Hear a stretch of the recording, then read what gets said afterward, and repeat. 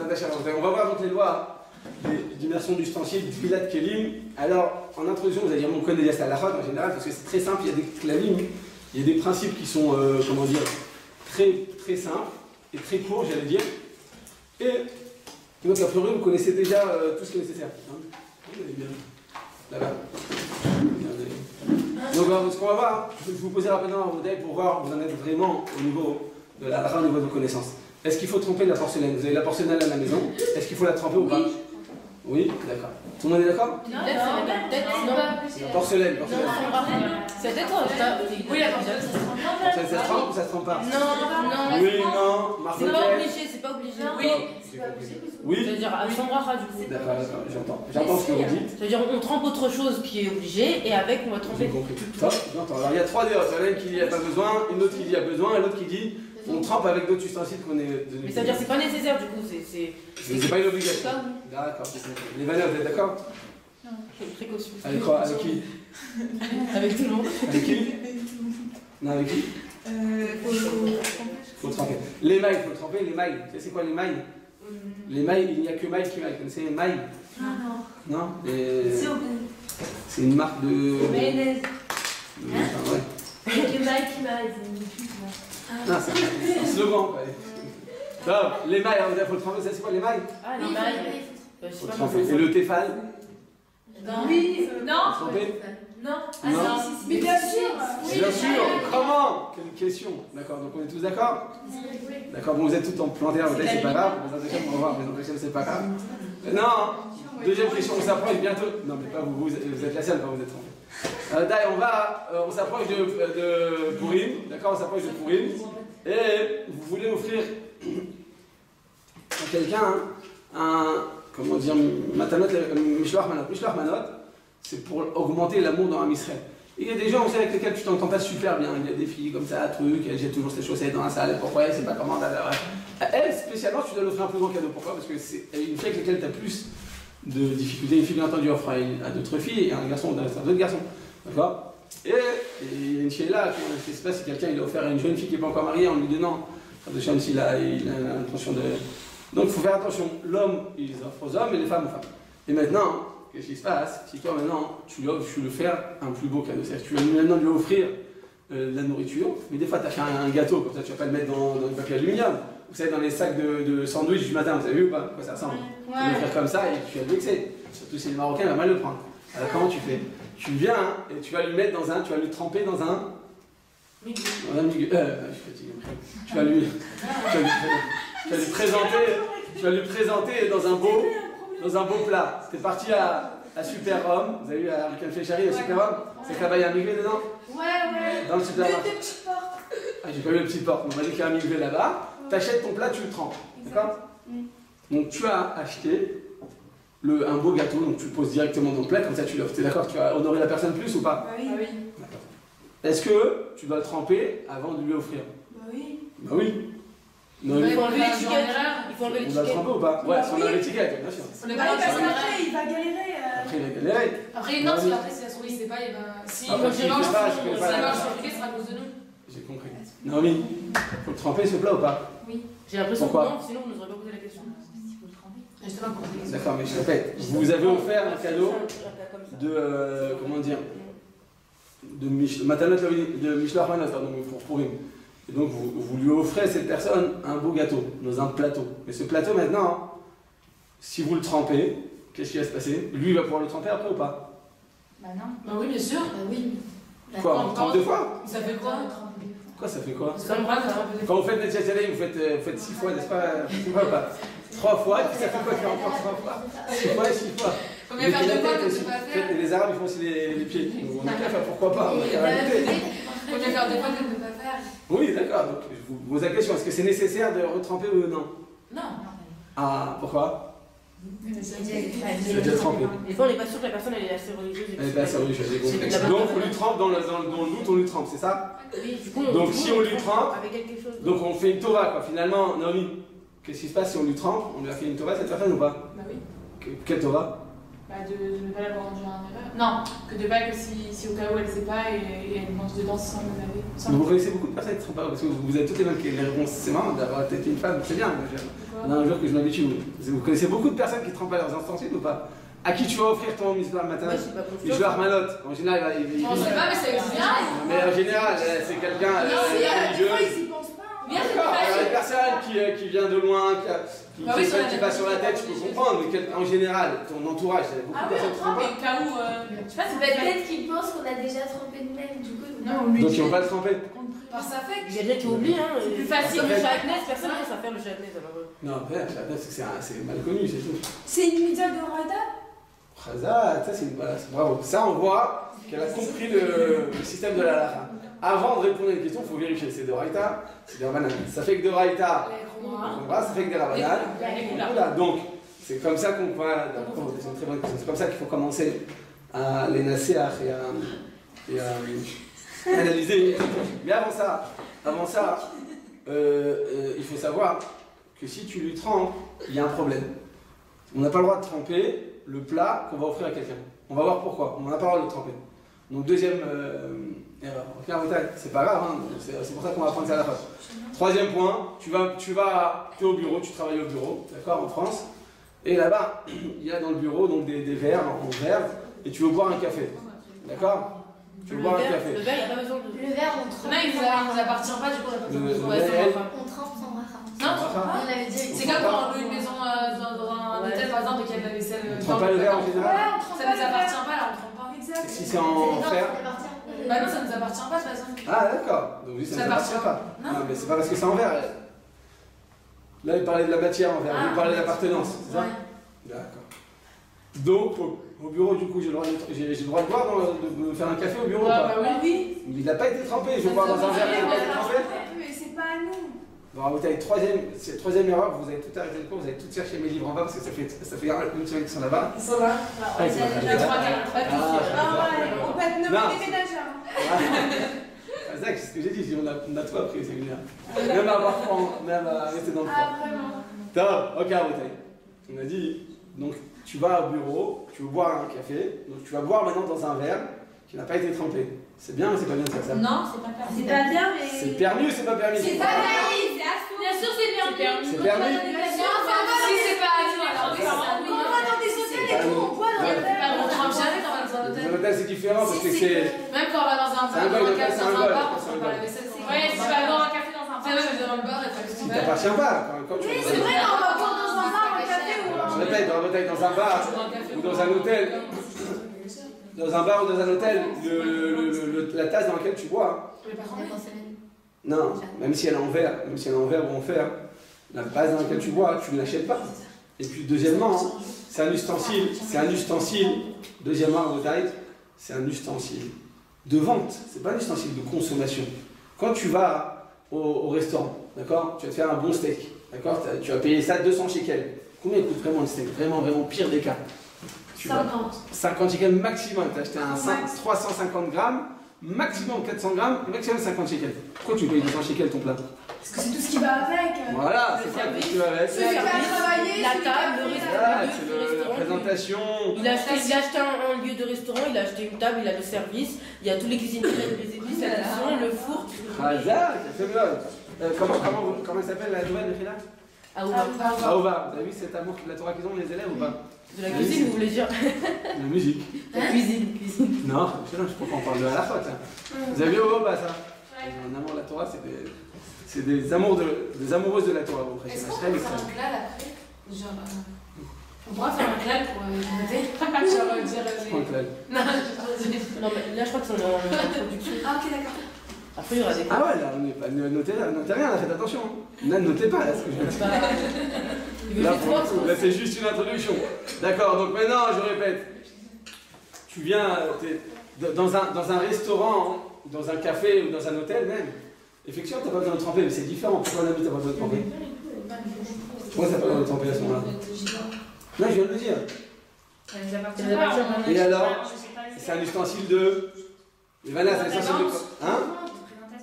De vente, c'est pas un ustensile de Consommation. consommation. Ce que la Torah t'a ordonné de tremper, c'est seulement un ustensile de. Ça veut dire quoi les sources de vente? Je comprends pas. C'est-à-dire que Je vais expliquer. Ouais, après, je pense pas. On a dit, je viens de vous dire qu'en matière première, Vente, c'est qu'on l'a acheté. je vais vous expliquer. En matière première, Tamar, en matière première, le steak avec tout ce qui va autour, ça t'a coûté 35 shekels maximum. Toi, tu vas le payer 7 fois le prix. Pourquoi? Parce que tu es dans une ambiance, il y a de la musique, il y a les serveurs, ça sent bon, ils vont te cirer les chaussures presque à la rigueur, tu vois, pour toucher leur 10%, leur type. D'accord, en Israël, il faut donner 10%. C'est quand tu as un restaurant, tu es obligé de donner 10%. Parce que c'est sur ça qu'ils payent le serveur. Obligé? Ouais, c'est obligé. Je savais pas. Ouais, en Et Israël. c'est inclus dans le prix alors? Non, c'est pas inclus dans le prix, il faut rajouter. C'est pas inclus. En France, c'est inclus en Israël. Non, en tout cas, non, mais c'est pas grave, si t'as pas 10%, c'est pas péché.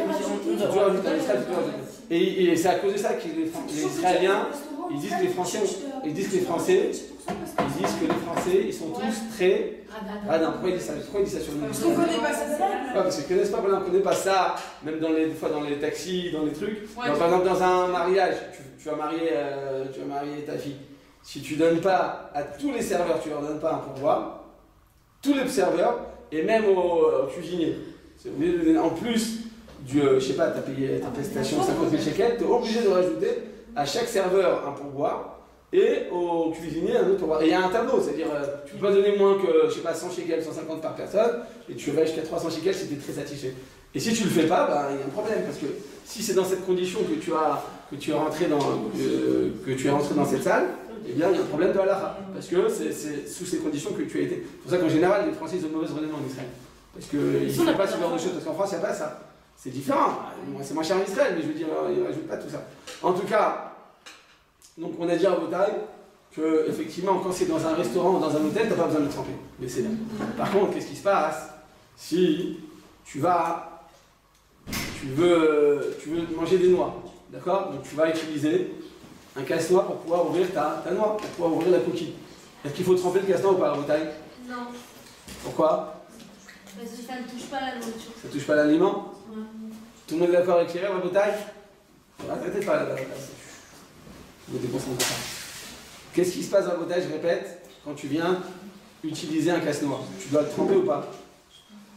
Bah oui, c'est une station de consommation. Un tire-bouchon, non, ça touche pas. Un tire-bouchon, Ça on touche va pas le tremper.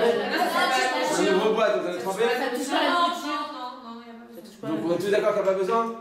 Top. Alors, troisième erreur, on va voir pourquoi. Il faut tremper. Vous avez tous donné la bonne réponse, simplement pour la noix, c'est un peu différent. Un thermos, il faut tremper ou pas?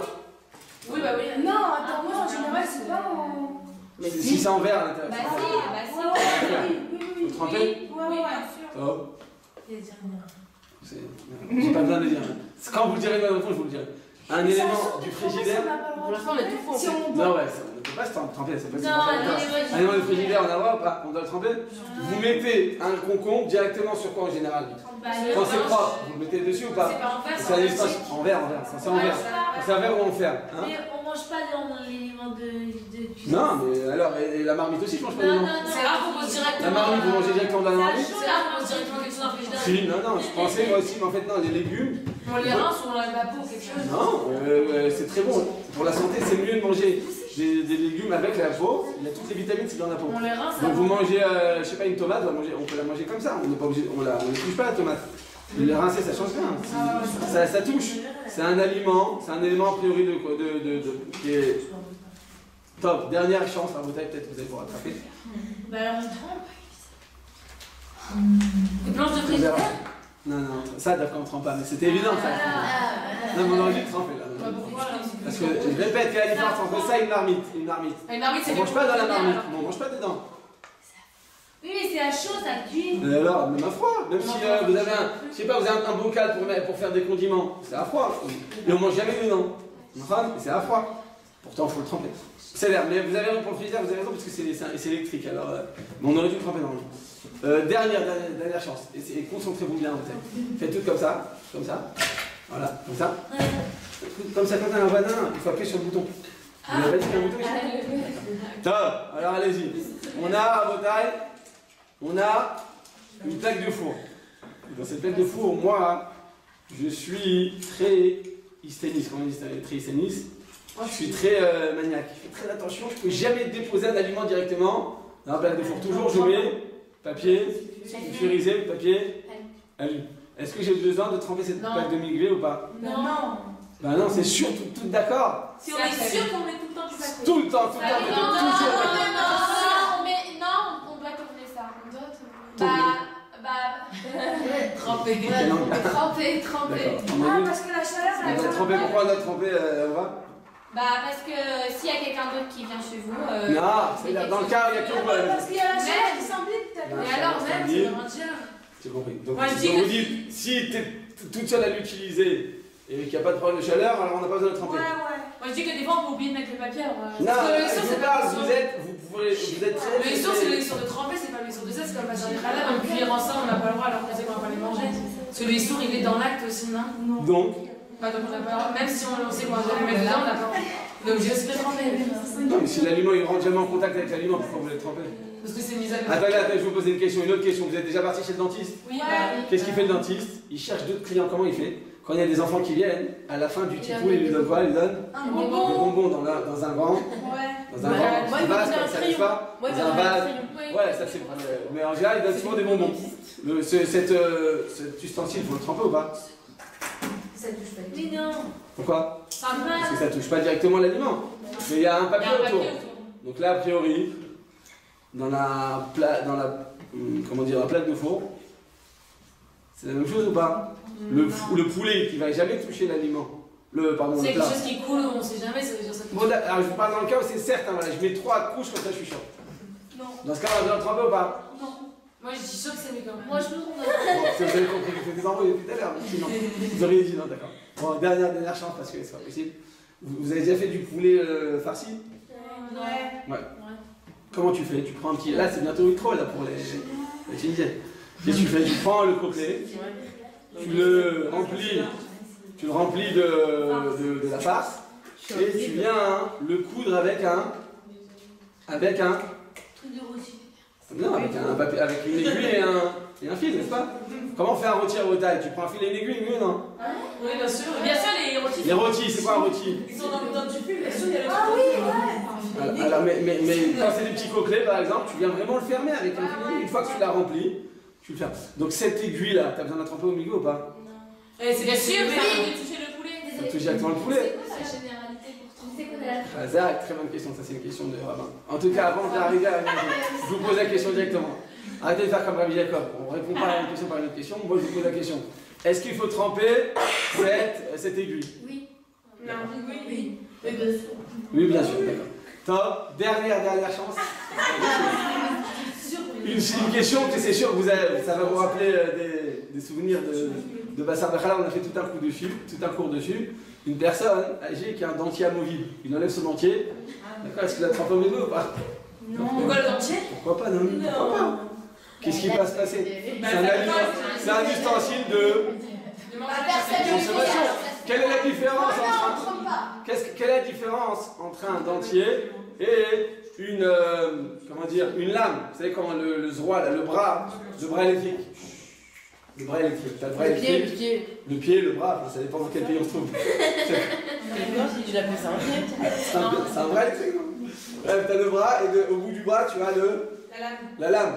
Cette lame, elle est là pour un aliment, pour broyer un aliment. Quelle est la différence entre cette lame et le dentier de cette personne? La lame, elle est faite pour ça. Le dentier aussi.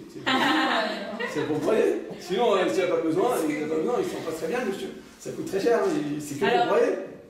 Alors, est-ce qu'on a besoin de le tremper ou pas? Non. Tremper les dentiers? Oui. Bassar Bekhala. Vous avez vu ça dans Bassar Bekhala aussi? Personne ne le fait. Mais Waouh, quel est ça? Moi, Ah ouais, Khazak, qui a fait à la tête, c'est bien, direct. C'est bien, c'est une bonne chose. Ça, ok, c'est quoi la cabane en tout cas? Que Dieu vous bénisse, c'est pas un cours qu'il va falloir faire maintenant. Je me suis retenu de dire là-dessus. Là, on écrit à votre comment c'est écrit. La Mishnah dans Avodah Zarah, page 75, Amoud B, d'accord? Bet, 75b. Il dit la Mishnah, Alokeach, Kli Tashmish, Mina Nochri. Alokeach, Kli Tashmish, Mina Nochri. Nochri, c'est un goy. Minagoy, écrit directement Minagoy. Alokeach. Oui, mais c'est pas très grave. L'idée, c'est pas mot à mot. Alokeach, Keli, Tashmish, Min Anochri, ou bien Minagoy, si vous n'arrivez pas à écrire Nochri. Oh. Kili Tashmish Minagoy. Minanor. Alokeach, Kli Tashmish, Minagoy. Non, c'est quand il a pris un ustensile d'un goy. D'accord? Et c'est d'Arkola Adbil, Yadbil. Ce qu'on a l'habitude de tremper. Bon, je vous le dis en français. Ah, vaut mieux parce que. Non, mais on va commencer avec l'anglais. D'accord. Et chez Darko, Yadbil, Yadbil. Après, je vais le dire en français. Comment Et chez Darko, Yadbil, Yadbil. Yagil, Yagil. Voilà. Les laben baour, il y a laben baour. Attends, je vais le faire en français. Parce que Vous avez super mis, je comprends. Mais elle est des je répète. Celui qui prend un ustensile d'un goy. Ce qu'on a l'habitude de tremper, il faudra le tremper. Ce qu'on a l'habitude de faire la gala, c'est-à-dire de cachériser par le feu, par l'eau bouillante, il cachérisera par l'eau bouillante. Les labels, ce qu'on a l'habitude de cachériser par le feu, c'est-à-dire par le chalumeau, il devra cachériser par le chalumeau. Ok? Tout ça, Rabotai, donc la Gemara te dit clairement que les ustensiles que tu prends d'un goy, ce qu'on a l'habitude de tremper, il faut le tremper, ce qu'on a l'habitude d'utiliser sur le feu, il faut le cachériser par le feu. Donc ça, c'est la parole de la Mishnah dans Vodazara.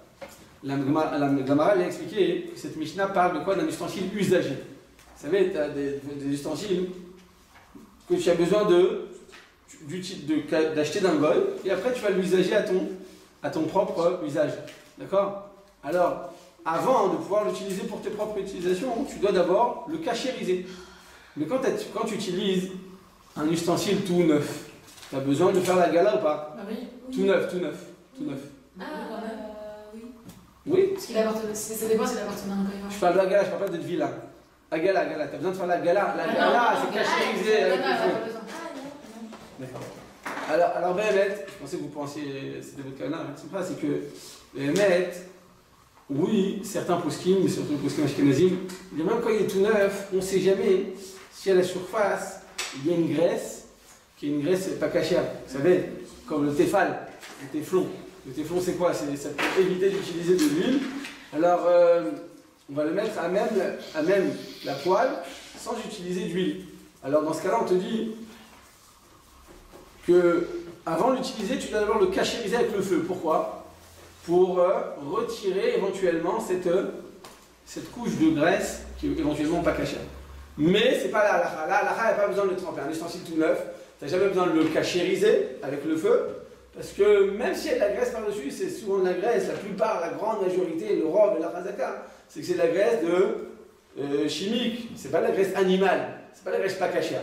C'est la raison pour laquelle à Botaï, même quand il est tout neuf, on n'a pas besoin de le cachériser. Donc, dans quel cas tu as besoin de le cachériser avant de le tremper dans le muguet? Eh bien, dans le cas où tu utilises, tu vas prendre un ustensile usagé, un ustensile qui a appartenu à un goy, il a fait sa nourriture pas cachère dedans, et toi maintenant tu viens lui acheter cet ustensile, tu vas l'utiliser. Par exemple, tu viens dans un chalet de vacances, et dans le chalet, tu as oublié d'aller tes marmites. Tu ouvres le placard et tu vois là-bas qu'il y a des marmites. Alors avant d'utiliser les marmites, bien entendu, tu devras préalablement les... Ah ouais, qu'est-ce qu'il faut faire avec ces marmites? Il faut les... Non, avant de les tremper, il faut d'abord les cachériser. On est d'accord, Botaï, c'est deux choses différentes. On est d'accord ou pas? En Botaï, c'est clair ce que je viens de dire ou je répète? Là, depuis que je vous demandais de tout écrire, j'ai l'impression que vous vous angoissez. Là. On se décontracte, on respire. D'accord? Et on reprend. On répète que la halachot de Tvilat Kelim, c'est différent de la halachot de Agalat Kelim. Agalat Kelim, on les reverra avant Pessah. C'est une chose. Le Tvilat Kelim, c'est ce qu'on va voir maintenant. C'est l'immersion d'un ustensile. Tremper un ustensile. Quand tu trempes ton ustensile dans un mikvé, alors tu n'as pas besoin aussi de cachériser l'ustensile. Cachériser, c'est quoi? L'utiliser à chaud pour extirper le goût imbibé dans les parois de l'ustensile.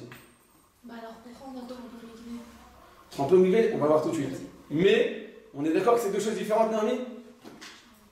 On est d'accord que c'est deux étapes différentes ou pas? Moi aussi, j'ai pas compris. Ah, Il y a deux. bravo. Alors, quand on ne comprend pas, c'est mieux comme ça. On a la feuille blanche, comme ça, c'est plus facile à. Comme ça. Il y a deux étapes, il y a deux choses différentes qui sont totalement distinctes. Il y a le fait de tremper un ustensile dans un mikvé froid. D'accord? Ça, c'est pour une raison qu'on va voir immédiatement. Et il y a une autre catégorie d'ustensiles. C'est un ustensile usagé que le goy a déjà utilisé pour ses fins personnelles, qui ont donc absorbé un goût taref. Et avant de l'utiliser, tu devras préalablement faire la gala. le cachériser en retirant le goût imbibé dans les parois de l'ustensile. C'est quoi la différence avec le chalumeau et la gala? Ça dépend de la manière dont tu l'as utilisé. D'accord? Comment on l'a utilisé, on devra le cachériser. D'accord? Kebol od, karpolto. La manière dont tu vas absorber, tu devras aussi, il va aussi extirper le goût. On a essayé de trouver dans la chambre le deuxième truc. Là. Donc on a dit à Motaï qu'il y a donc deux choses. Il y a la cachérisation d'un ustensile, qu'on verra donc avant Pessah, et il y a l'immersion dans l'ustensile. C'est deux choses totalement distinctes. Donc ce que je vous ai dit dans la Mishnah précédemment, je dis ce qu'on a l'habitude de tremper au mikvé, c'est quand il est tout neuf. Tu vas à Ikea, avant de l'utiliser, tu le trempes au mikvé. Mais par contre, quand tu vas dans ce chalet de vacances, quand tu vas quand tu viens acheter un ustensile d'Angol, tu as le droit de l'acheter un ustensile usagé, mais tu dois préalablement le cachériser. Faire la gala, ou bien le liboun. D'accord? La manière dont tu l'utilises, tu dois devoir le cachériser. C'est clair, vous avez pour tout le monde? Et vous avez dit qu'il y a des Ashkenazim, ils cachérisent même. Même un ustensile neuf, à cause de quoi? De la Pas tout. probabilité de Tous ceux qui graisse. sont offerts, à cause de la possibilité éventuelle, la présence de graisse éventuelle, qui est de la graisse éventuellement animale. À notre époque, en 2020, les gens, même le ministère de la Santé et puis de l'Environnement, il ne permet plus d'utiliser comme ça des graisses d'animal impunément. C'est obligé d'avoir des véritables raisons. Donc, très souvent, c'est utilisé par des procédés, par des produits chimiques. Donc même s'il y a éventuellement des graisses, ce sont toujours des graisses chimiques ou... Comment? Chimique, Ouais, ou chimiques ou comment on dit végétal. Maximum c'est végétal, mais en tout cas, animal, c'est plus courant. Donc on apprend à l'obligation de tremper un ustensile. Donc là je vais le dire en hébreu, donc calmez-vous, respirez bien fort, et après je vais le dire en français. Celle qui arrive à l'écrire en français c'est bien, sinon c'est pas grave l'écrire en français. Velomer Elazar à Cohen, El Anshi Atzava, Abaïm la Milchama.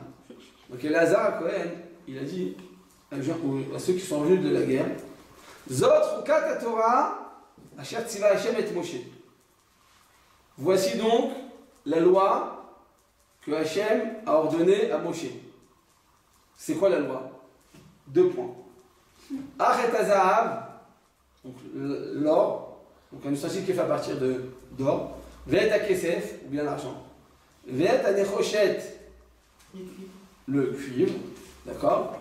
Ve'et Abarzel, le fer. Ve'et Abdil, le bdil, c'est comment ça s'appelle? C'est une sorte de...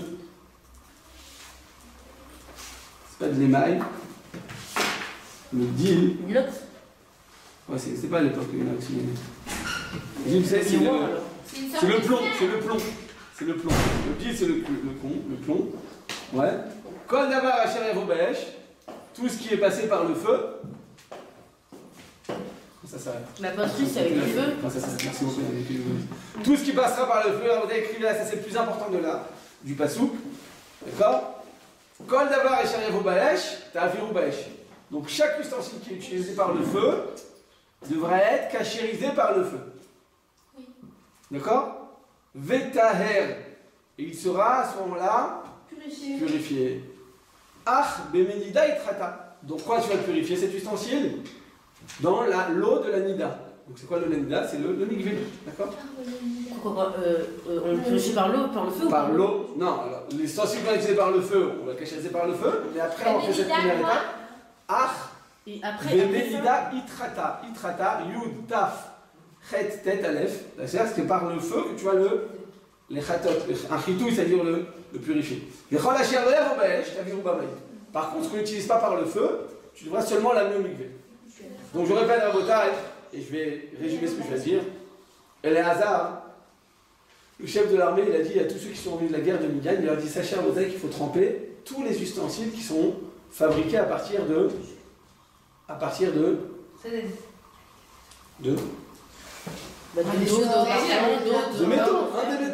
tous les métaux qu'on vient de dire. On va pas rentrer dans la liste des mais métaux. on parle que des trucs qui ont Que tout ce qui est en métal. La Torah, donc ça répond à la question tout à l'heure de... C'est qui m'a posé la question tout à l'heure? La question c'est... Est-ce que on doit tromper de Raïta Dermanan? Qui m'a posé la question tout à l'heure? Qui? Rama. Alors voilà, donc de là on a appris de cette façon qu'on a appris que quoi en Bretagne? Que tous les ustensiles qui sont fabriqués à partir de métal devront passer au Au mikvé. Mais il C'est s'agit clair? des choses d'égoïme. Comment? Que des trucs d'égoïme, mais pas. Ouais, toujours un ustensile qui appartient à un homme. D'accord? C'est-à-dire qui a été fabriqué par un goy. Et D'accord. ceux qu'on fait par le feu, on fait par le feu et le mikvé. Bravo, on fait les deux, bravo. Je vais arriver tout de suite. Je vais donner, on va juste donner le passage de la Torah. Il est chargé celui-là? Ouais, bah, je crois. Alors, chargez-le en attendant que ça il est chargé. Et en métal, de là, on apprend que tout simplement, tout ustensile qui est fait en métal, il faut le tremper au mikvé. Il faut le tremper au mikvé. Donc, pourquoi en métal, ça a été Elazar qui a enseigné sa halachot? Pourquoi t'as fait Elazar qui a enseigné sa halachot? Pourquoi c'est pas Moshe Rabbeinu? C'est qu'il y a une halakha qui dit à Moré Ora'a Bifnei Rabo Chalav Mita. T'as ton rab qui est à côté de toi. On pose la question en sa présence, et toi tu connais la réponse. Si tu réponds à côté de ton rab, tu sais que la personne qui a dit cela, pourquoi elle a fait la Mita? Parce qu'il a manqué de parole. C'est un manque de kavod par rapport au rab. Le rab. Ou bien il n'a pas donné la réponse tout de suite, ou bien il voulait donner une réponse différente en fonction de la personne, du questionnaire. Ou bien il connaissait peut-être pas à ce moment-là. Et toi, tu es venu, tu as donné la réponse. Alors on considère ça comme un manque de kavod. On apprend ça de qui? Shmuel. Shmuel, qu'est-ce qu'il a fait, Shmuel, à la vie? Ah, il a parlé devant Eli. Devant lui, il a donné la halakha. Il était Chavita. Pourtant, Hanan avait tellement prié et pleuré pour lui. C'est-à-dire que le srout de Hanan ne lui a pas protégé à ce moment-là, parce qu'il ne faut pas le retenir. Alors là, Elazar, comment se fait-il que Akadosh Baruch Hu, il a laissé Elazar enseigner cette halakha? Pourquoi c'est pas Moshe Rabbeinu qui l'enseigne? Hein? Parce qu'il a été sauvé par l'eau, Moshe. C'est sympa, ça c'est une explication. C'est vous qui avez fait le Torah Shabbat? Non. Il y a un Torah finalement ou pas? Oui, Chirel. Ah, purée, c'est pas du jeu ça. Quel Chirel? Travesti. Ouais, c'est ça, c'est pas du jeu. Elle, c'est le Joker. Non, mais je dis Dès qu'il y a besoin de Dar Torah. Hein? Je vais faire moi, je dis vas-y. Ah, quel cabot. Ouais, ça, c'est les Marocaines, elles font du cabot, ça, vous avez vu ou pas? Ça, on a dit à Rabotai, donc, voici que le hasard, c'est lui qui a enseigné la halakha. La question, c'est pourquoi c'est lui qui a enseigné la halakha? On dit comme ça. Écoutez bien, Rabotai, c'est une introduction pour la halakha de Gilad Kelim, c'est très important, ça nous concerne tous. Bil'am, il est parti pour maudire le peuple juif. Il a réussi à les maudire ou pas? Non. Qu'est-ce qu'il a dit? Il a Non seulement que tout simplement, Bil'am, non seulement il n'a pas réussi à maudire la Israël, mais en plus il les a bénis. Pourquoi tu les bénis? Qui ont demandé de les bénir? Parce qu'il n'a pas réussi à proférer une malédiction. Il a vu la tzniut qui est dans Israël. Il a vu que toutes les tentes, elles étaient en quinconce, elles n'étaient pas l'une en face de l'autre. Parce que quand tu as l'une en face de l'autre, qu'est-ce qui se passe? Tu vois ce qui se passe chez le voisin, il y a un vis-à-vis. Donc, il a vu Bil'am, en Israël, pourtant Bil'am, il connaissait toutes les nations. Il connaissait 70 nations. C'était un très très très grand prophète. C'était même plus grand, d'une certaine manière, que Moshe Rabbeinu. Plus grand que Moshe Rabbeinu. Et quand il a vu en Israël, il dit c'est pas possible.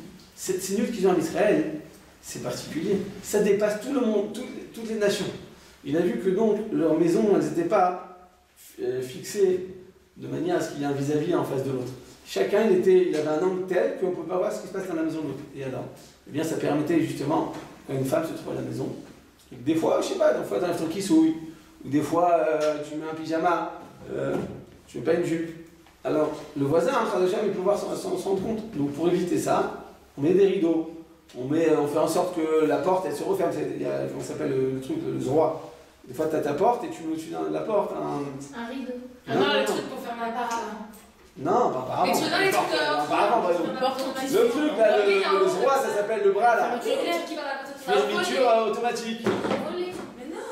Mais non, Une porte, il y a une un porte. truc comme ça, criant, et que quand la personne Ça s'appelle un zroi, un bras automatique. Un bâton. Un bâton, voilà, un bâton. D'accord, pas un bâton, un bâton à côté, d'accord. Eh bien, pourquoi? Parce que comme ça, quand tu ouvres ta porte, si tu laisses la porte ouverte, qu'est-ce qui va se passer? Le voisin, qu'est-ce qui se passe? Vous n'avez pas vu? Dès qu'il y a une porte ouverte, j'ai remarqué tout le temps, il y a une porte ouverte, qu'est-ce qui se passe? Les gens qui passent devant. il regarde. Non, quand est-ce que je me suis rendu compte de ça? À Soukot. Parce que moi, souvent, mes Soukot, elles sont sur la rue. Au Rabaté. Elles sont sur la route. D'accord? Quoi, non, pas Pidam, à Pessah. À Soukot, les Soukot sont souvent sur la rue en Israël. D'accord? Et qu'est-ce qui se passe dès que tu laisses la porte ouverte? tous les gens, je sais pas, tu es pas loin d'une synagogue, tous les gens ils passent à Minra, donc tu as des centaines de personnes, il n'y en a pas un qui manque à. Regardez, c'est comme ça, la nature humaine elle est comme ça. Dès qu'il y a quelque chose d'ouvert, on a besoin de regarder. C'est comme ça, la nature humaine elle est comme ça, elle est curieuse. On dit c'est exactement l'inverse que les animaux. Les animaux, dès qu'ils naissent, d'accord, un petit veau il vient de naître, il arrive tout de suite à marcher, il va voir un trou, il va pas s'approcher du trou. Un bébé, dès qu'il commence à marcher à quatre pattes, qu'il commence à marcher, il marche, dès qu'il y a un trou, la nature humaine fait en sorte que quoi? Il va tomber dedans. C'est prouvé. Pourquoi un animal est plus intelligent qu'un homme ou quoi? Comment c'est possible? Ils ont l'instinct. Ils ont l'instinct. Et alors? Eh bien en réalité l'être humain, hein, il a une nature, c'est la curiosité. C'est un défaut, c'est une qualité? C'est les deux. T'es là. Ça C'est un dépend défaut, c'est une qualité. comment on l'utilise. Ouais, ça dépend. Je sais pas. Être curieux pour la Torah. Réfléchissez. J'ai pas entendu. C'est la curiosité, c'est une qualité, c'est un défaut. C'est plus un défaut que Ça une dépend. qualité, mais ça peut être. Ça dépend, ça dépasse. Ou une qualité ou un défaut. Bah oui, c'est une mida, ça dépend de la mesure. Ouais, la vérité, ouais. Ça dépend comment l'utiliser. Ouais. Ouais, quoi? Si t'es curieux, genre tu cherches à tourner les mitzvot à Torah et tout, alors c'est bien, mais si tu es curieux dans le mal, non. Ah bon, toutes les qualités, ça dépend comment tu Il n'y a pas de mauvaise qualité. Dire que- qualité peut être bonne. c'est comme si je te disais, est-ce que telle épice elle est bonne? Alors ouais, une épice, quand c'est utilisé en bonne quantité, d'accord? Quand c'est utilisé dans les bonnes proportions, C'est bon. avec la bonne Dose. alors effectivement ça devient très bon. D'accord? Mais si tu l'utilises mal, t'en mets trop, c'est immangeable. Tu t'en mets pas assez, c'est aussi immangeable. D'accord? Faut mettre du cœur quand tu fais par exemple la salade de soda schlichit. Mets du cœur, si tu mets que des concombres et des tomates et que tu mets un peu d'huile comme ça va pas être bon. Mets du cœur, tu vas voir, ça va être très bon. Tu coupes bien, tu investis dedans, tu vois, ça va devenir bon. Si tu mets du cœur dans une chose, ça devient bon. Ce qui signifie à Botaï que la mida c'est la même chose. Une mida, c'est exactement comme des épices. Si tu en mets trop, c'est pas bon. Si tu en mets pas assez, la générosité, c'est une qualité, c'est une Ça défaut. peut être un défaut. C'est une qualité, c'est un défaut. Mais ça peut être les deux. Pour une fille, c'est souvent un défaut. Pourquoi? Parce qu'elle veut bien agir avec tout le monde. Voilà, tu as envie d'agir, tu as envie d'être souriante avec tout le monde, tu as envie d'être toujours avenante. Ah, c'est super d'être avenante, c'est une très bonne qualité à Shrecha. Le problème, c'est que quand tu sors du cadre de tes amis très proches, les gens ont une génération tellement tordue que c'est mal interprété. Donc, même cette grande qualité, ça devient aussi un défaut. Quelque chose en Bretagne. La curiosité Là, arrête juste. Arrête de parler, là, ça me dérange. Là, je suis désolé. Je demande un silence total parce que c'est grave. Donc je répète, chaque qualité, ça dépend dans quelles circonstances tu l'utilises, dans quel cadre, dans quelle dose tu l'utilises. Même, tu sais quoi, même si tu fais du chesed avec les bonnes personnes, et quand on fait trop, alors après la personne elle va plus apprécier. Et puis tu vas la rendre dépendante de toi et après tu ne peux plus t'en sortir. C'est-à-dire que même quand tu fais du bien, il faut savoir eh bien, dans quelles circonstances, dans quelle mesure. C'est pour ça qu'il y a une Shilat Racham. Chaque cas il est différent, chaque personne est différente. Il y a des gens, ils ont besoin, c'est leur nature de faire du chesed. Alors il ne va pas s'arrêter totalement. Mais on a dit, l'essentiel c'est de bien le canaliser. Une mida, il faut la canaliser, il ne faut pas l'éteindre. Si ça fait partie de ta nature, tu es quelqu'un de très carré. C'est super d'être carré.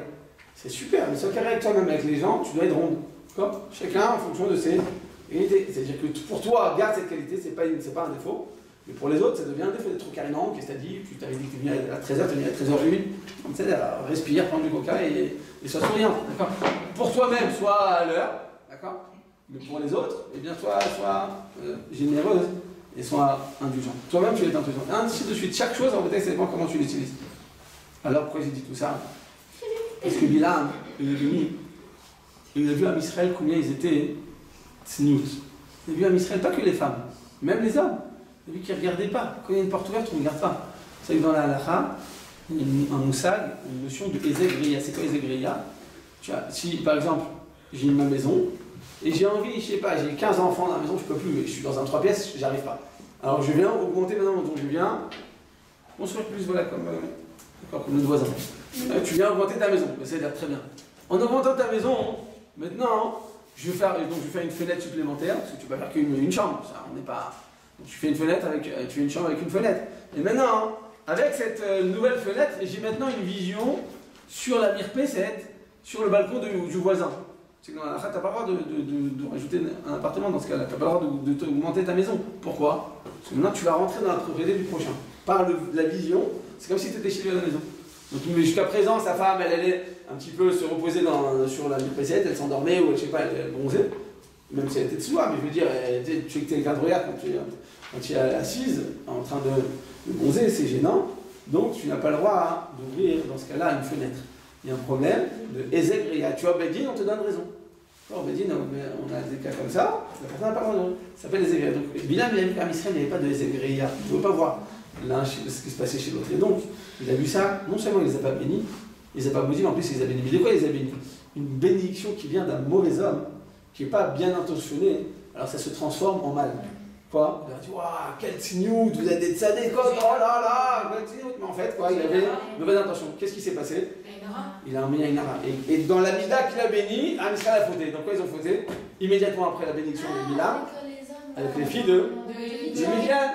Les notes Midian, elles sont venues. Il a dit comme ça. Bilam, il a dit, regardez, moi je ne peux pas les maudire. Ce peuple, il est béni. Il est béni de nature. Je ne pourrais jamais les maudire. Mais je peux vous dire une chose. Eloquem chez l'Elou, Eloquem chez l'Elou, ou Sonezima, c'est-à-dire quoi? Que leur Dieu, il déteste, il haït, il ne peut pas supporter. Hachem, il est très très patient, n'est-ce pas? Il y a une chose qu'Hachem ne peut pas supporter. Et qu'il a ça en horreur. C'est quoi? Qu'est-ce qu'il a en horreur, Hachem? Il y a une chose qu'il ne peut pas supporter. Hachem, il est très patient. C'est quoi très patient? Hachem, il est patient, il est loguanim. Il nous voit faire des avérotes, il nous laisse. On s'est trompé, on a mal agi, on a fait des erreurs. Il nous laisse faire teshuva. Il nous laisse. Il va pas nous, normalement, il devrait nous fracasser immédiatement. Tu fais une avéra, il doit avoir un orage, d'accord? Et il devrait te terrasser sur place, d'accord ou pas? Oui ou non? Oui. Les gars, vous n'êtes pas? Que quoi? Hein? Tournez-vous bien. Donc effectivement, à Moda, quand on fait une erreur, il devrait nous punir sur place. Hachem, il nous laisse. On a fait des erreurs, on s'est trompé, on a fait des erreurs de jeunesse, des fois on n'était pas suffisamment conscient, on a fait des choses. Alors Hachem, il nous laisse faire ses chouvas. Il est longanime, il est patient. Mais il y a une chose, Hachem ne peut pas supporter. Sur place, on se met en danger tout de suite. En tout cas, Hachem, il n'a aucune patience à cet égard. C'est quoi au sujet des péchés? Tout ce qui est à Harayot. Le manque de sainteté, le manque de pureté, le manque de tignout, le fait de vouloir attirer le regard. Hachem, il ne peut pas supporter ça. C'est comme ça, que Dieu préserve, mais il haït ça. Et si tu agis de cette manière, tu peux tout faire. Tu peux pas faire Shabbat, tu peux manger des œufs pas cachers. Hachem, il dit ok, il ne sait pas, il n'est pas au courant, je le laisse faire, tu vois. Il y a une chose, il n'a aucune patience. Aucune patience. Sur place, il voudrait que Dieu préserve. Ça s'appelle la zima, donc c'est le manque de pureté. Il y a plein de personnes qui sont comme ça, ils n'ont pas de... Tu as raison. Ils n'ont rien. Ils n'ont rien, on ne sait pas qu'ils n'ont rien. Hachem, il les a sur place. Regardez, quand une personne elle va au Beth Mishpat, elle va dans un tribunal. Le juge, il écrit donc son jugement. D'accord? Il écrit donc son psaq-din. Donc il y a écrit dans la feuille que la personne qui est cette telle personne, elle va être punie de temps et temps de prison. Maintenant, lui, le temps qu'il est en prison, c'est-à-dire qu'il n'est pas puni, et immédiatement il est puni, mais ça prend un certain temps. C'est-à-dire Hachem, dorénavant, il va le punir, il va déjà le condamner, mais il est possible que le temps que la punition arrive, alors ça prendra un certain temps. Mais Hachem, sur place, il a condamné. Vous avez compris la différence? Quand on fait une Otavera, Hachem, il n'est pas content, il a de la peine, mais il va être, avant de nous condamner, il va nous laisser un certain temps de choix. Là, il nous condamne tout de suite. Après, que ce soit applicable tout de suite ou pas, c'est autre chose. D'abord, sur place, il va nous condamner. C'est clair? Moi, c'est dans la rame qu'on n'enseigne pas, parce que c'est vraiment grave. Merci, monsieur. Voilà, vous êtes toutes notes, Tchamaïm, les cheveux attachés, vous êtes toutes à l'école, non? Vous savez très bien. Quoi? Bah, je sais pas, après, c'est dans la rame qu'on n'enseigne pas vraiment. Non, la rame de Gilou Yara. Non, mais tu sais, ça commence. À partir du moment où une fille elle est très chinoise, elle est chmoura, et qu'elle se comporte comme il faut, on ne va pas plus loin que ça. Elle a fermé la porte. La porte est fermée, donc il n'y a pas d'échange possible. Mais c'est quand une personne elle est déjà dedans, effectivement. Et en général, les gens qui sont déjà dedans, c'est à la faute.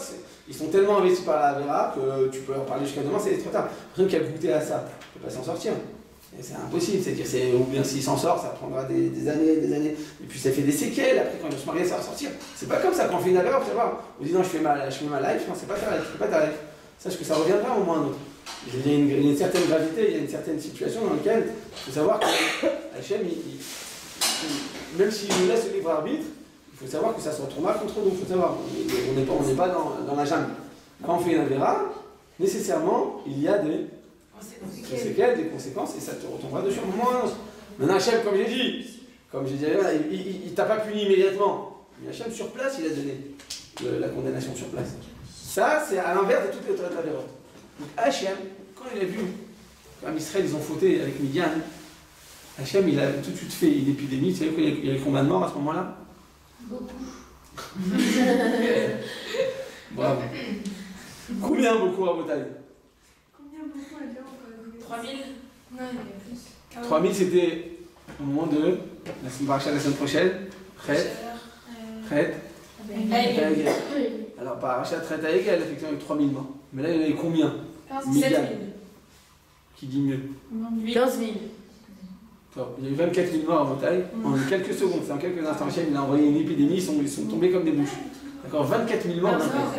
C'est-à-dire qu'il y a eu 40. Non, c'est Machiwachar, 24 000, c'est Machiwachar. Et là-bas, à Botaï, ils sont morts, ils ont été décimés de manière terrible. Et alors, tout simplement, eh bien, tu vois la différence entre Chet Egel. A priori, est-ce qu'il y a un plus grand péché que Chet Egel?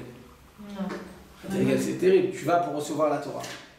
Tu es sous la choupa. Tu te rends compte? Comme ça, dit la Gemara. Elle disait comme une femme qui est avec son fiancé sous la choupa, que Dieu préserve et elle fait de la vérote sous la choupa. C'est très grave, tu es avec ton mari maintenant. Il n'y a pas pire que ça. On ne peut pas comprendre la gravité de Chet Egel, n'est-ce pas? Tu vas te marier avec Hachem, c'est la choupa, c'est la ktouba, d'accord, c'est un mahamad comme ça avec comment dire, la montagne sur notre tête, que ça ressemble exactement à une choupa. Et voilà que quoi, en Israël, ils vont avec un vaudor, ils vont servir un vaudor comme si c'était leur dieu. C'est terrible. Malgré tout, combien de morts? 3000. C'est beaucoup 3000, n'est-ce pas? On voit dans Yoshua, dans Sefer Yoshua que vous avez étudié, qu'il y a eu un mort, il a commencé à faire tuer, il a arrêté la guerre tout de suite, il dit il faut qu'on prenne. Donc, chez un Israël, un mort c'est un de trop. Mais là, à Chet Egel, 3000 morts, donc c'est terrible. Mais, Hachem il est mieux que.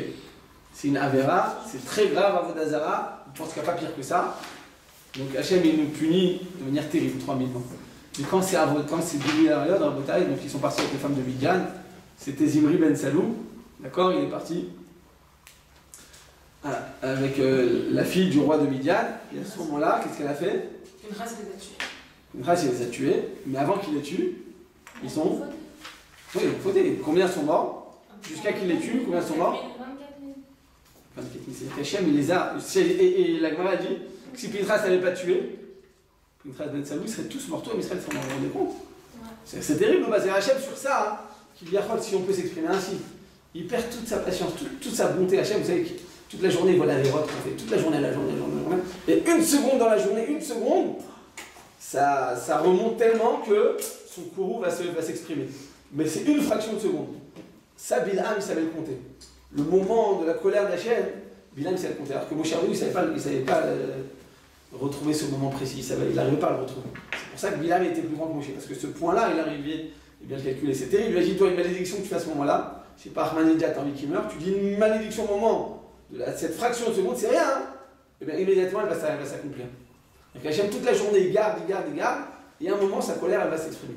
Mais dans Gilou Yared Rotaï, il n'y a aucune patience, c'est immédiat. Tout de suite, Hachem il sort de ses gonds, c'est terrible quand même.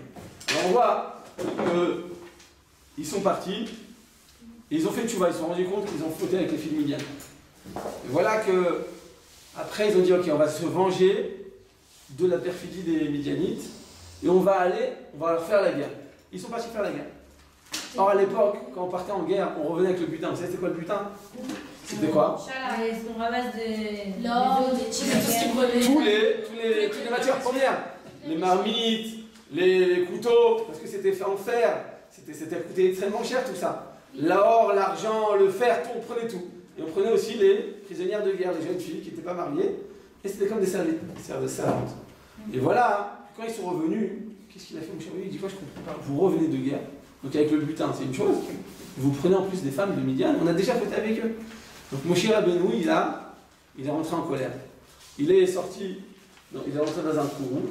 Et à ce moment-là, quand ils se sont rendus compte, donc ils ont fait une erreur de prendre à nouveau les filles de Midian, ils n'ont pas fauté avec elles, juste ils ont pris comme servants.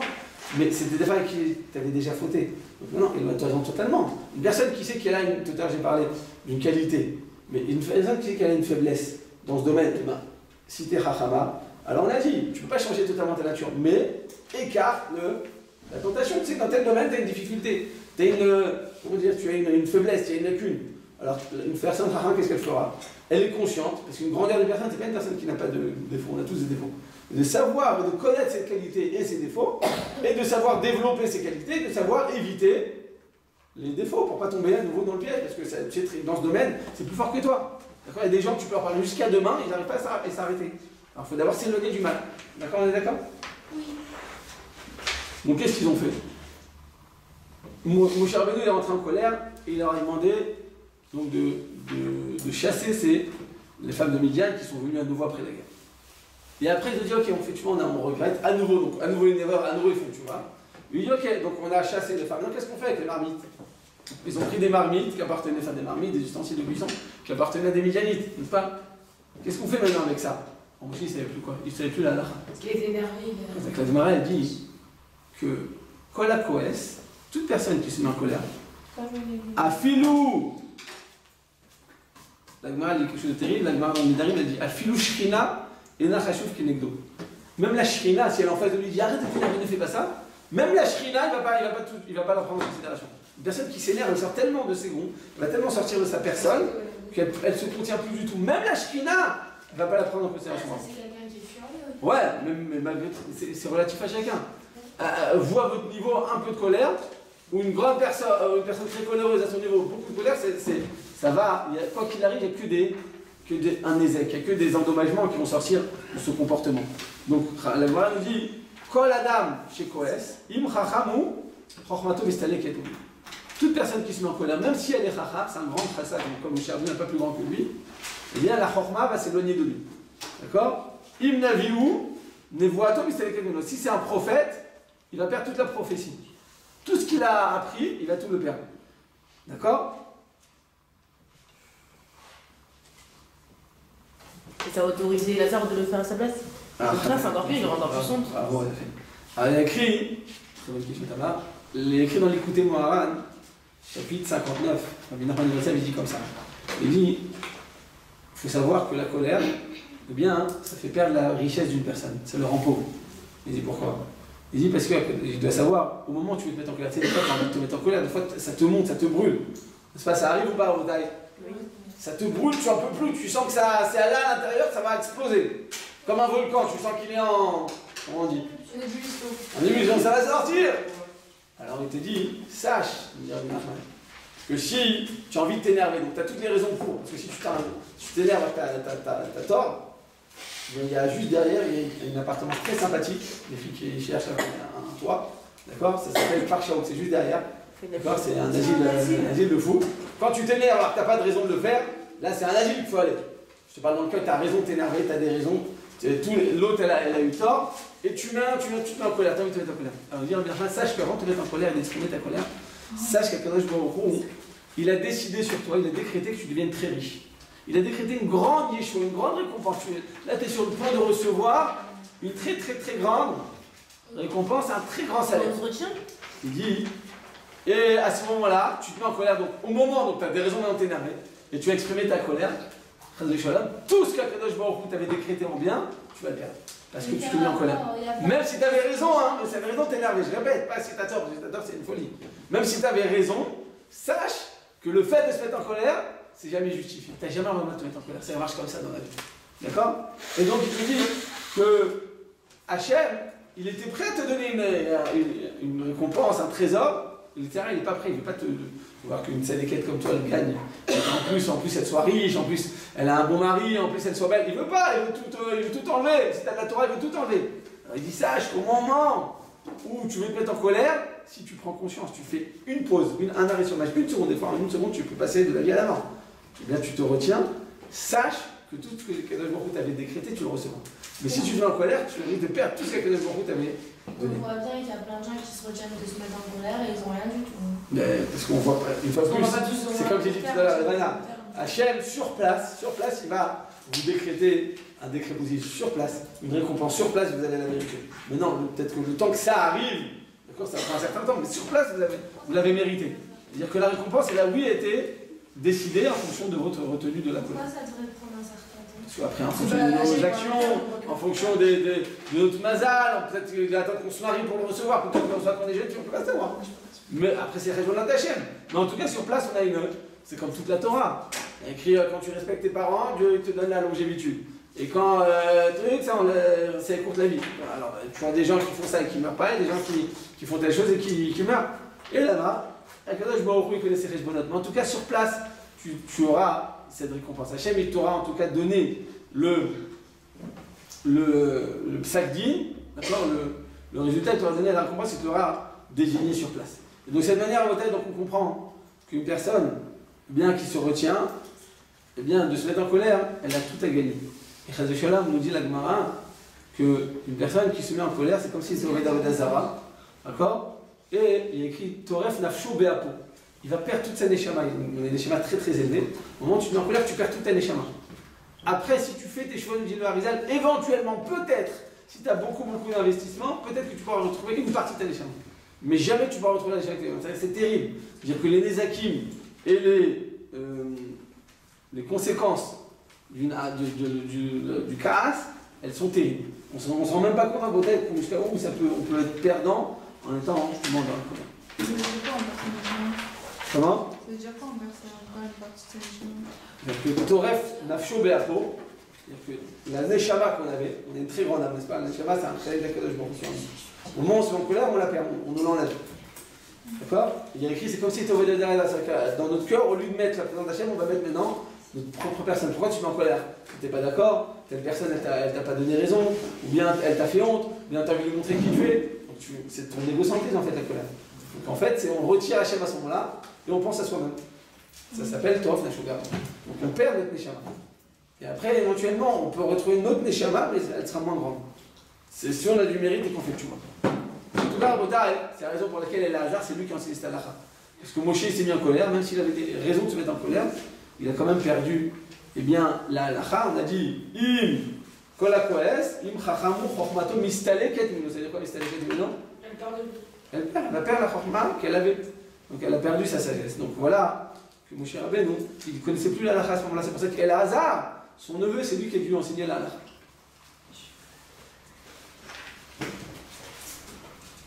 Dans quel ordre faut-il tremper les ustensiles? Donc on vient de voir que le passage des ustensiles de Midian s'appelle Clé Midian. Donc d'où on apprend l'obligation de tremper les ustensiles dans un mikvé, on apprend de la Torah au sujet des Clé Midian, donc des ustensiles qui viennent de Midian. Dans quel ordre doit-on procéder à l'immersion des ustensiles? Eh bien, répondre à la question oui. de pourquoi c'est Lazare qui a enseigné cet enseignement. Parce que Moshe Rabbeinu, il a perdu sa chokhma. Ah, vous avez pas répondu à ma question. Votre question. En quoi c'est. Au contraire, ça lui aurait fait encore plus que Moshe ça aurait mis en valeur le fait qu'il avait dit. Vous avez raison, c'est que Moshe Rabbeinu, si c'était important pour lui son talent, il avait raison. Moshe Rabbeinu, ce qui lui importait, c'était de connaître la halakha, d'enseigner la halakha, de savoir la volonté d'Akadosh Baruch Hu. C'est quoi la halakha? Savoir ce qu'Hachem veut sur nous sur terre. De nous sur terre. Donc il a préféré que quelqu'un l'enseigne plutôt que ça reste comme ça dans le vide. C'est clair, Botaï? On apprend après les ustensiles de Midian? De Midian, tout le passage que je viens de vous dire, c'est le sujet de Midian, il faut se revenir de la guerre de Midian. Donc le Mékor, la source de la halakha, c'est de Clé Midian, d'accord, les ustensiles de Midian. Donc en Botaï, on a appris que de ces psukim que je viens d'enseigner, d'accord, il y a plusieurs psukim, on a appris que pour pouvoir, avant d'utiliser un ustensile qui appartenait à un non-juif, qui a déjà été utilisé par un non-juif, il faut préalablement subir un processus de cachérisation. D'abord de cachériser. Donc, si l'ustensile a été utilisé par le feu, il faut le cachériser par le feu. D'accord? Et s'il n'a jamais été utilisé par le feu, par exemple, je sais pas, un verre de kilouche, un beau verre, j'ai jamais fait un verre. Par l'eau, faut que je Hein? Par l'eau, alors. Là, dans ce cas-là, on n'a pas besoin de le mettre dans le feu. Il suffira de le mettre au mikvé. D'accord? Qu'est-ce qui se passe quand tu as fait l'inverse? Avant, donc d'abord on a appris de la Torah que d'abord on a appris que quoi? Que d'abord, l'ustensile tu le cachérises et après seulement tu le trempes au mikvé. Qu'est-ce qui se passe quand tu as fait l'inverse? Tu t'es trompé. Mais non, on a dit l'inverse. D'abord, on le met au mikvé et Non. après on cachérise. Ah, d'abord on cachérise, après on D'abord on le cachérise. Parce que s'il vient d'un goy qui est déjà utilisé. Oui, mais s'il y a des trucs. Non, qu'est-ce qu'il a dit le Bassouk? Regardez. Kol davar asher yavo ba'esh, tout ce qui est utilisé par le feu, c'est un ustensile qui a déjà été utilisé précédemment, ta vie ou bâche. D'abord, tu devras le mettre sur le feu. Vetaer, arbe menida et trata. Et après seulement, tu tremperas dans le menida. Donc, menida, c'est l'immersion. Donc, d'abord, cachérisation, et ensuite, immersion. D'accord? Qu'est-ce qui se passe si on a fait l'inverse? Tu as acheté un ustensile usagé, ou bien tu es parti dans ton chalet de vacances, donc tu as pris une marmite là-bas, et tu avais un migvé. Donc, d'abord, tu l'as trempé au migvé, et après, tu viens maintenant le cachériser sur le feu. Donc, tu as fait l'inverse. Ça marche ou pas? Non, c'est pas. ça marche pas. Alors, s'il est propre, ça marche. Pourquoi? Parce qu'à partir du moment où il est propre, alors ça y est, la cachérisation du mikvé, elle a déjà marché une première fois, il n'y a pas besoin de le retremper une seconde fois. Les khatri, là, a priori, tu dois d'abord le cachériser sur le feu, et après tu vas le cachériser dans le mikvé. Mais si tu l'as inversé, c'est pas le cas. D'autres poskim disent qu'il faudra le retremper après l'avoir cachérisé. Si tu t'es trompé, donc tu l'as trempé, et ensuite seulement tu l'as cachérisé, après tu devras à nouveau le tremper. Comme ça nous dit le pritoir. Le pritoir, c'est le. Répétez la réponse, s'il vous plaît. Le pritoir, c'est le Rabbi Chaim Ben Attar, le Rachem Akadosh. Il a fait une explication sur Shulchan Aruch, c'est à la là. Il dit oui, la Torah t'a demandé de faire dans un ordre précis, tu dois respecter l'ordre. Donc, je répète. La Torah nous demande tout d'abord de cachériser par le feu, et seulement ensuite de le tremper au mikvé. Si toutefois l'ordre a été inversé, alors on a dit la halacha c'est permis, d'accord, il n'y a pas besoin de le retremper, mais il y a certains avis, donc notamment Rabbi Chaim Ben Attar, le Rachem Akadosh, qui pensent qu'après l'avoir trempé, après l'avoir cachérisé, tu devras à nouveau le retremper au mikvé, donc 2 fois finalement. D'accord, mais même si on le retrempe, ce sera sans bracha quoi qu'il arrive. D'accord? Qu'est-ce qui se passe dans le Bodaï si le ustensile est tout neuf? Ou bien, même s'il appartenait à un goy, il a toujours été utilisé à froid. Donc un verre toujours utilisé à froid, jamais on met sur le feu. N'est-ce pas Taïla? Un verre, qu'est-ce qu'on fait avec un verre? Le brûle, non, on n'a pas besoin de le demander, parce qu'il est toujours utilisé à froid.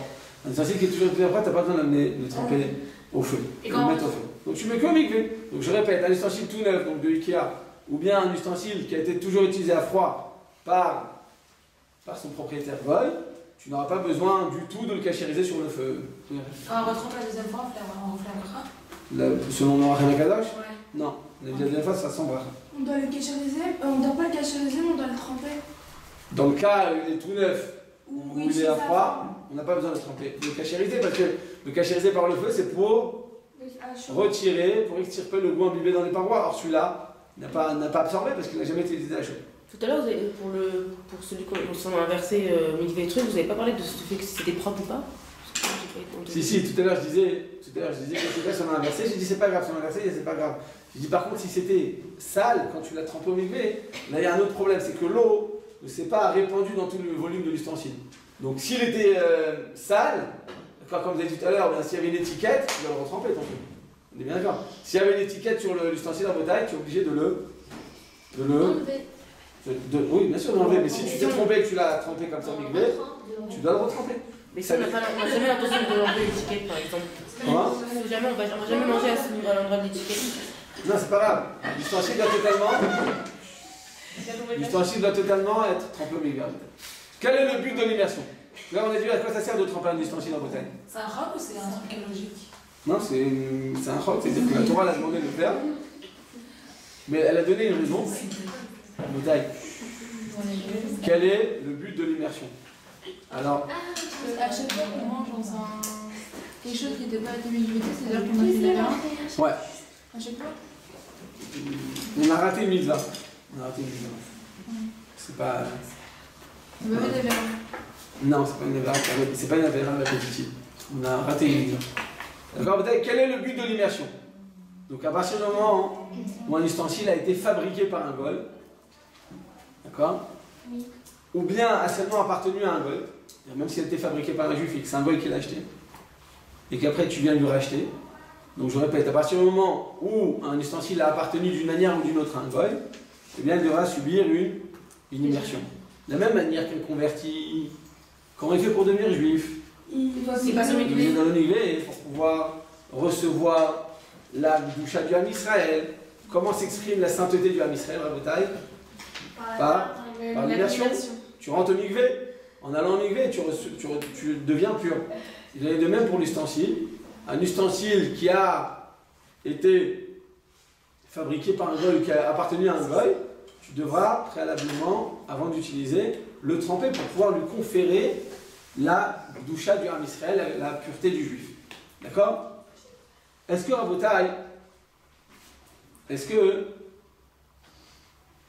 si je veux utiliser, par exemple, j'ai envie de faire un barbecue. Donc je vais, vous savez, à la station d'essence, le soir, et j'achète, ils vendent des barbecues. Et j'ai envie maintenant, donc le soir, à 10h du soir, je vais me faire un barbecue. Tout neuf. Et maintenant, j'ai pas de migvé ouvert à cette heure-ci.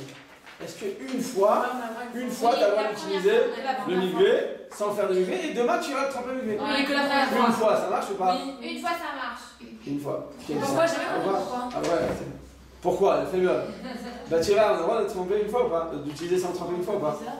Bizarre. T'es là. On a le droit d'utiliser ou pas? Oui, tout le temps je fais ça chez moi. Mais toujours Tout le temps, Khazak, et Naomi. Parce que si votre papa. Je sais pas. Oh, franchement, demandez-lui là tout de suite. Top. Mais voilà, on peut le tremper, on a le droit d'utiliser une fois ou pas? Une seule fois, c'est pas grave, j'ai tué personne. C'est sûr de moi, je suis sûre de moi. D'accord, très bien. Tamar, on a le droit d'utiliser une fois? Laquelle? Hein? Je suppose oui, parce qu'elle me dit. Khazak, c'est. Excusez-moi. Paris, on dit. On a le droit d'utiliser. Et Chirel, pour finir. Khala. Et Naomi pour finir le tout. Bah, moi, je sais pas. Ça, c'est une bonne réponse. Je sais pas, c'est aussi une bonne réponse. Des fois, on dit oui, on dit non. Non, la réponse à Vodaï, c'est qu'on n'a pas le droit. Même une seule fois, on n'a pas le droit. C'est une erreur. Alors, je vais écrire à Vodaï. Et bien, il est strictement interdit de faire une quelconque utilisation d'un ustensile, même occasionnel. D'accord? À partir du moment où il n'a pas été trempé, même une seule fois, tu n'as pas le droit. Et bien, j'ai écrit dans le livre qu'on a le devoir de l'informer au public, parce que les gens se trompent. Ah, mais pourquoi on aurait. Ah, je vais dire pourquoi. On a tous appris qu'on a le droit d'apprendre. Je vais vous dire pourquoi. J'ai jamais appris ça. Non, je vais dire d'où vient l'erreur, j'ai trouvé la source de l'erreur. Je vais dire d'où vient cette erreur. Mais en tout cas, Rotaï, j'ai écrit dans le livre, il est un devoir sacré d'en informer le public, parce que les gens, les élèves se trompent en général, et c'est une erreur extrêmement courante. D'accord? Je vais vous dire pourquoi, d'où vient cette erreur.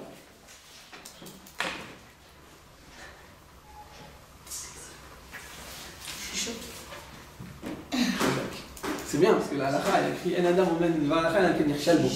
Pour connaître bien la halakha, il faut que tu sois trompé une fois. Quand tu t'es trompé, donc tu vas éveiller. Quand tu t'es trompé une fois en bataille. C'est pas qu'une fois, c'est ça. Ouais, c'est pas, même 100 fois. Quand tu t'es trompé, alors on dit quoi? On dit qu'on va. Ça va éveiller la question, ça va éveiller le questionnement. Donc maintenant, la prochaine fois, on sera plus sensible à ça. Les personnes qui sont jamais trompées, alors elle ne se rendra pas compte. D'accord? Elle n'aura même pas éveillé chez elle le besoin de se poser une question. Donc elle passera toujours outre. Donc vaut mieux se tromper une fois, et après bien faire plutôt que jamais s'éveiller sur la question.